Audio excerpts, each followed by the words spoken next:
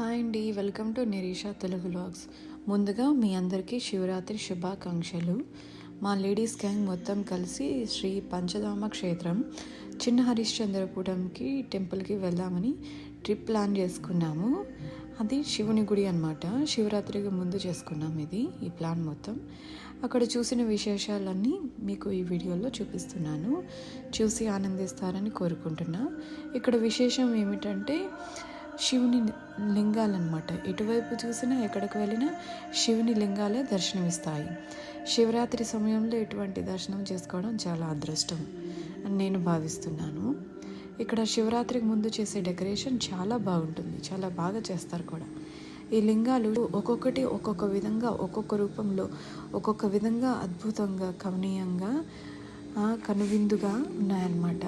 మాటల్లో కూడా చెప్పలేని అంత అద్భుతంగా ఉన్నాయి ఈ శివలింగాలు.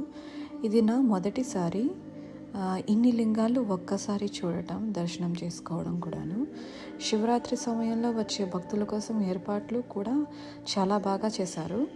రాత్రి సమయంలో వచ్చే జాగారం చేసే భక్తుల కోసం కూడా చాలా సదుపాయాలు అమర్చాడు. గుడి ప్రాంగణంలో శివరాత్రి చేసుకునే డెకరేషన్ చాలా అద్భుతంగా చేశారని చెప్పుకోవాలి.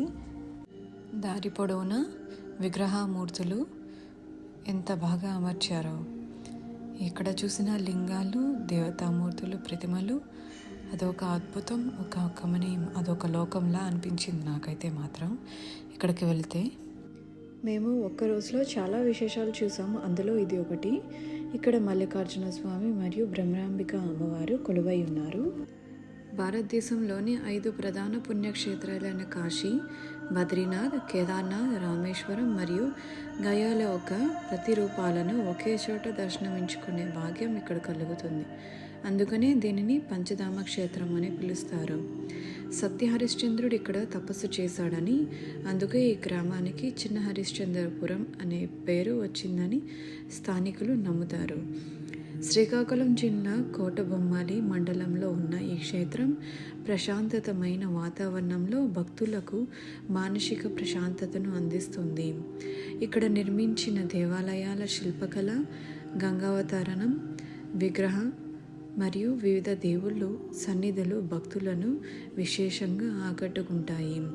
దూర ప్రాంతాలలో ఉన్న పుణ్యక్షేత్రాలను దర్శించుకోలేని వారు ఈ పంచధామ క్షేత్రానికి దర్శనం చేసుకుంటే ఆ 5 క్షేత్రాలను దర్శించుకున్నంత పుణ్యం లభిస్తుందని భక్తుల ప్రగాఢ విశ్వాసం.